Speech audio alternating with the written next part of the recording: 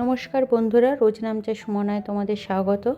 তো আজকে আমি যে রেসিপিটা নিয়ে এসেছি তোমাদের সামনে, সেটা হচ্ছে একদম ঘরোয়া উপায় কিভাবে চিকেন কারি খুব সহজেই বানানো যাবে সেটাই দেখাবো। তো প্রথমেই আমি চিকেনটাকে ভালো করে পরিষ্কার করে ধুয়ে জল ঝরিয়ে রেখেছিলাম।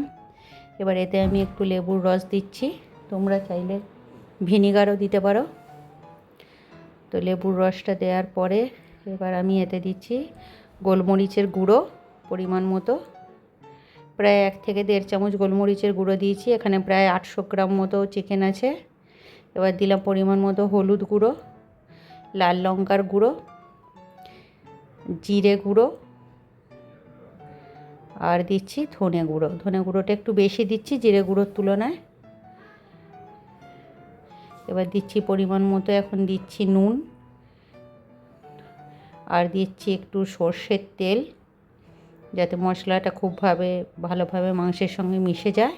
আর দিলাম ফ্যাটানো টক দই। এখানে আমি 100 গ্রাম মতো টক দই দিয়েছি। আর দিচ্ছি কুচানো পেঁয়াজ,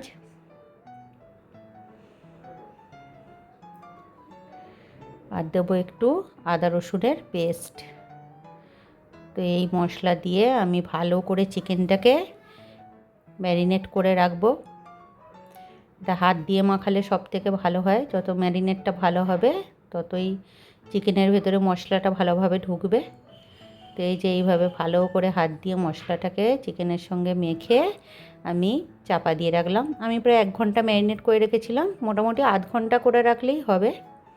তো এবার আমি কড়াতে তেল দিয়ে তেজপাতা আর গোটা গরম মশলা ফোড়ন দিলাম, দিয়ে কুচনো পেঁয়াজ আর অনেকগুলো চেরা কাঁচা লঙ্কা দিয়ে দিলাম, কারণ আমি এখানে লাল লঙ্কার গুঁড়োটা খুব কম দিয়েছি।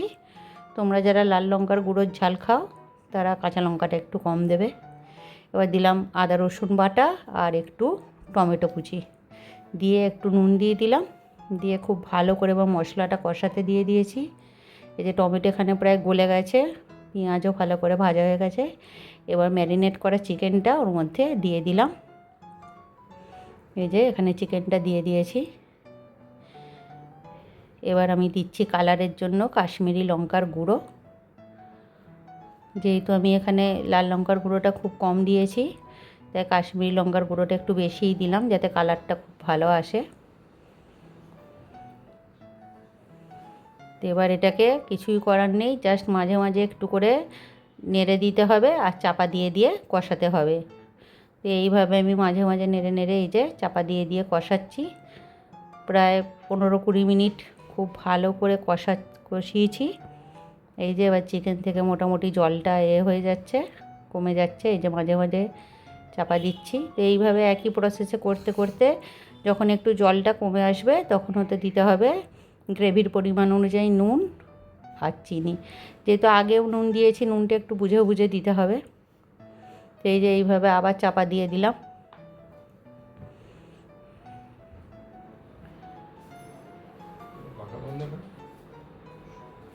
তো এইভাবে কষাতে কষাতে যখন পুরো একদম চিকেনের তেলটা ছেড়ে আসবে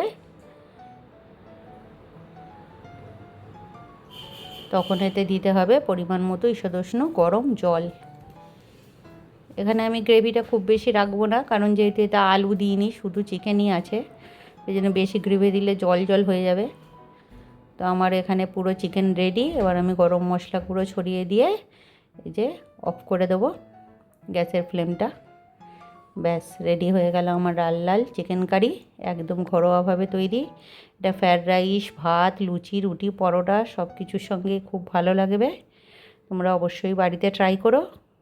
আর এরকম নতুন নতুন ভিডিও পেতে আমার